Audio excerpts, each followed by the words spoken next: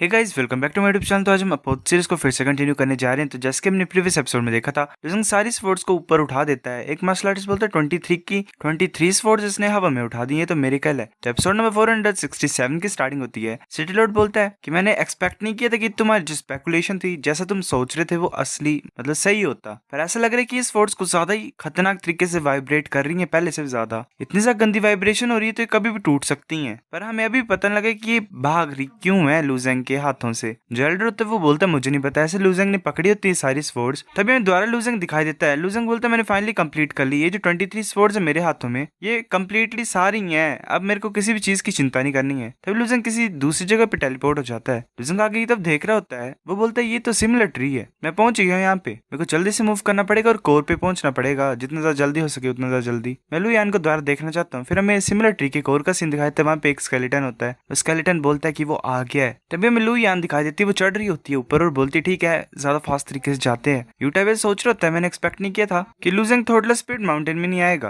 जो चीजें मास्टर ने पीछे छोड़ी हुई हैं वो मैं सिर्फ लू यान को दे सकता हूँ जब वो इस टास्क को खत्म करेगी। इस टाइम जो स्वॉर्ड क्लैन का डाउट डिस्कशन है उसमें हम कुछ भी गलती नहीं कर सकते हैं। लू यान मूव कर रही होती खुशी से आगे की तरफ और सोच रही होती है कि ब्रदर मैं दोबारा तुम्हारी साइड पहुंच जाऊंगी, तुम्हारे साथ रहूंगी। लुजंग जैसे आगे की तरफ देख रहा था वहाँ पे कुछ ज्यादा लंबी लाइन लगी होती है। लुजंग सोच रहा था मैंने एक्सपेक्ट नहीं किया था कि जो सिमिलर ट्री है वो इतना बड़ा होगा, ऐसे तो मेरे को कुछ महीने लग जाएंगे सिमिलर ट्री के ट्रंक के पास ही पहुंचने के लिए। तभी लुजंग अपनी नेम मतलब उसे नेम प्लेट देता है कोई। वो बोलता है कि जो भी हमारे लैंड में एंटर करता है उसे ये टोकन चाहिए, अगर तुम इसे खो दोगे तो हमें डायरेक्टली पता लग जाएगा और हम तुम्हें यहाँ से भगा देंगे, तुम समझ रहे हो इसे और याद रखना। लुजंग बोलता है ठीक है। लुजंग आगे चाहते वहाँ पे कुछ मार्शल आर्टिस्ट होते हैं। वो सोच रहा होता है कि ये अनएक्सपेक्टेड है, मतलब कि ये जो स्वॉर्ड शेप बिल्डिंग है ये तो कुछ ज्यादा नैरो सी लग रही है, पर जो स्पेस है इसके अंदर वो तो कुछ ज्यादा बड़ा है, ये तो 1000 ऑफ पीपल्स को अंदर रख सकता है। एक मार्शल आर्टिस्ट बोलता है कि ये आ गया है, जो स्वॉर्ड क्लैन का ग्रेट परफेक्शन ट्रू गॉड है वो आ गया है। वहाँ पे स्वॉर्ड क्लैन का ग्रेट परफेक्शन ट्रू गॉड होता है जियानलू। वो बोलता है कि अगर तुम सब कैपेबल हो फर्स्ट राउंड को पास करने के लिए स्वॉर्ड क्लैन के सिलेक्शन में, तो तुम लोग कुछ ज्यादा सेंसिटिव हो, जो कि स्पिरिचुअल स्वॉर्ड्स का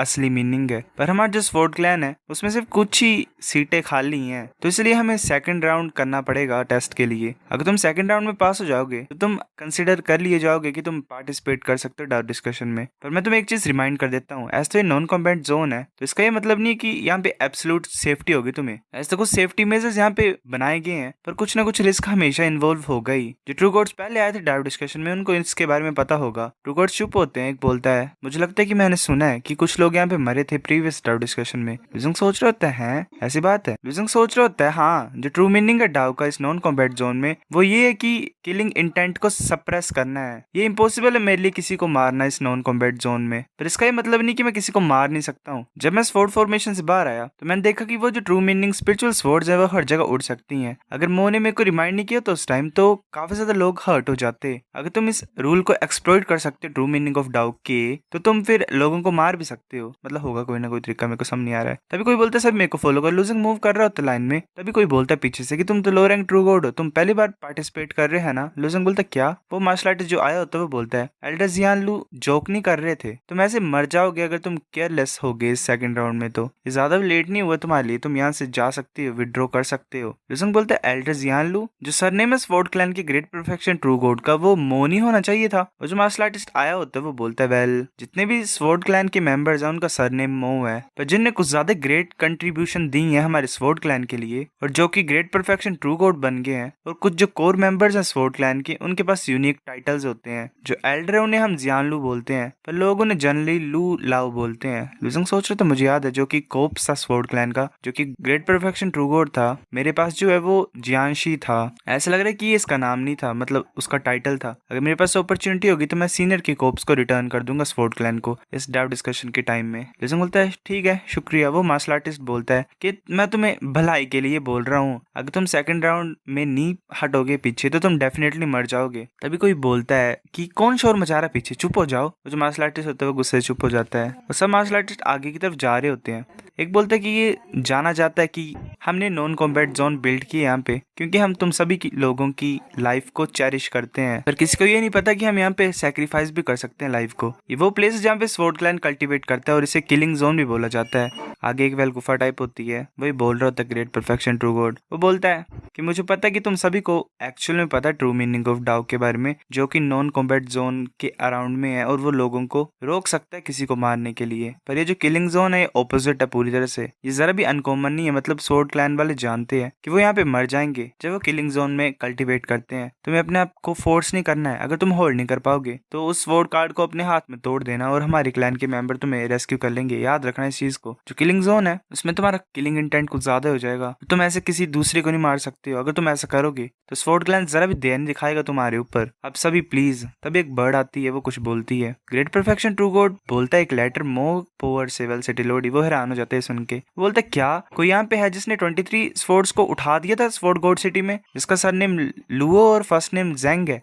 ये नाम तो कुछ सुना सुना लग रहा है। हाँ मुझे याद है, ये तो वही पर्सन जिसने फ्लोटिंग आइलैंड में ये सीन क्रिएट किया था बहुत बड़ा कुछ साल पहले, मतलब कुछ टाइम पहले, साल ही हो गए वैसे। वो सोच रहा था उस टाइम पे उसने बोला कि जियांशी जेड रूलर सील के अंदर मर गया। जो बाकी ग्रेट परफेक्शन ट्रू गॉड थे स्वॉर्ड क्लैन के, उन्होंने बिलीव नहीं किया जो उसने बोला था। जियांग क्वांग और जियांची जो थे वो भी गुस्सा कर रहे थे कुछ ज्यादा ही, और इसके वेयर अबाउट्स के बारे में मतलब फाइंड करने के लिए कुछ भी कर रहे थे। मैंने एक्सपेक्ट नहीं किया था कि ये तो मेरे पास में आ जाएगा, कि मैं जाऊं और क्वेश्चन करूं उसे। वो चुप हो जाता है और बोलता है बाद में कि चलो भूल जाता हूँ, जो डाउट डिस्कशन है वो ज्यादा स्पेशल है और बड़ी पिक्चर है हमारे लिए। लुजेंग अंदर जा रहा होता है, सोच रहा होता है ये कितना सा पावरफुल किलिंग इंटेंट है। जो डिफरेंस है इस प्लेस में और नॉन कॉम्बैट जोन में वो तो कुछ ज्यादा बड़ा है। जो मेरी डिजायर है किसी को मारने की वो तो कुछ ज्यादा इंक्रीज हो गई है। क्या ये भी दूसरी साइड है ट्रू मीनिंग ऑफ डाउ की? जो फीलिंग है तो कुछ ज्यादा सिमिलर है किलिंग डिवाइन डाउ से। जो सबसे ज्यादा इंपॉर्टेंट चीज है वो ये है कि दो अजीब से ट्रू मीनिंग ऑफ डाउ मिक्स हुए हैं। ये कुछ ज्यादा अजीब है। तभी कुछ वाइन्स टाइप आ रही होती है वहां पे। एक मार्शल आर्टिस्ट बोलते ध्यान से इन वाइन्स को अपने आप को पकड़ने मत देना। दूसरा बोलते कि स्पिरिचुअल लूट्स हैं सिमिलर ट्री की,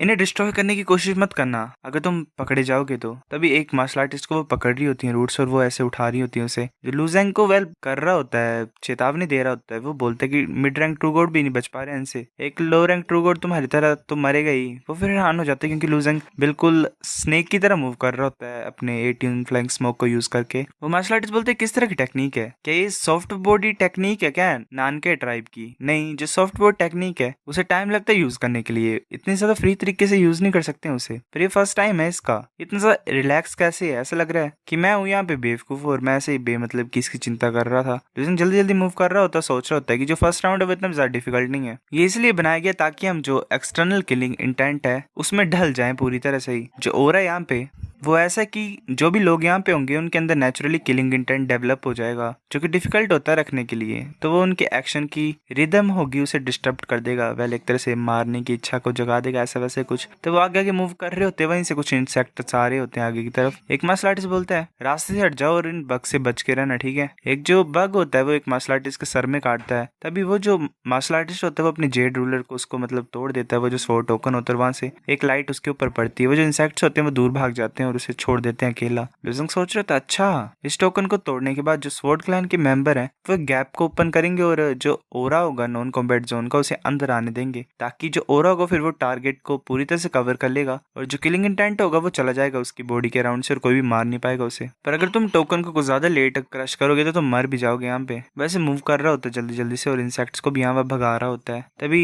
दो और मार्शल आर्टिस्ट आते हैं पीछे की तरफ। वो जियानजिन और जियानगू होता है। जो examiner great perfection true God होता है वो बोलते तुम आगे हो। इस एयर की जो सेकंड राउंड की स्क्रीनिंग है मतलब टेस्ट है उसमें एक जीनियस अपीयर हुआ है जो बेस्ट है हमारे स्वॉर्ड क्लैन की यंगर जनरेशन में, वो भी उसके साथ कम्पीट नहीं कर सकते हैं। जियानगू बोलता है कि चलो देखते हैं। जियानजिन बोलता है ये इंटरेस्टिंग है, कितना ज्यादा इंप्रेसिव मार्शल आर्टिस्ट यहाँ पे आया है सेकंड राउंड में। जियानगू बोलते हैं नहीं, ऑर्डिनरी जो मार्शल आर्टिस्ट होते हैं उनके पास इस तरह का टैलेंट नहीं होता है। इस बच्चे के ओरिजिन क्या है, ये कहाँ से आया है? एग्जामिनर बोलता है कि वो अनोनमस पर्सन जिसने इतना ज्यादा तूफान मचाया था फ्लोटिंग आइलैंड में कुछ टाइम पहले, लुजेंग। जियानजिन बोलता है क्या? जियानगू बोलता है अगर ऐसी बात है तो ये वही पर्सन जिसने जेड रूलर सील को ऑब्टेन किया है और इसके पास जियान शी की रिमेन्स है, हम करें ना कुछ इसके ऊपर? जियानजिन बोलता है कि चीजें अच्छी नहीं लग रही है इस बच्चे के लिए, ये इन ब्लैक बग्स को नहीं मार सकता और वो काफी ज्यादा उनका नंबर इंक्रीज हो रहा है। मुझे लगता है कि वो इंसेक्ट से सराउंड कर देंगे और मार देंगे, हमें प्रिपेयर होना पड़ेगा इसे सेव करने के लिए। एग्जामिनर बोलते तुम्हें नर्वस नहीं होना, चलो देखते हैं क्या होता है। लेकिन जल्दी से मूव कर जाता है वहां से। जियानगू बोलता है क्या? जियानजिन बोलते ये तो असली मीनिंग है डाउ का। जो एग्जामिनर होता है वो बोलता हाँ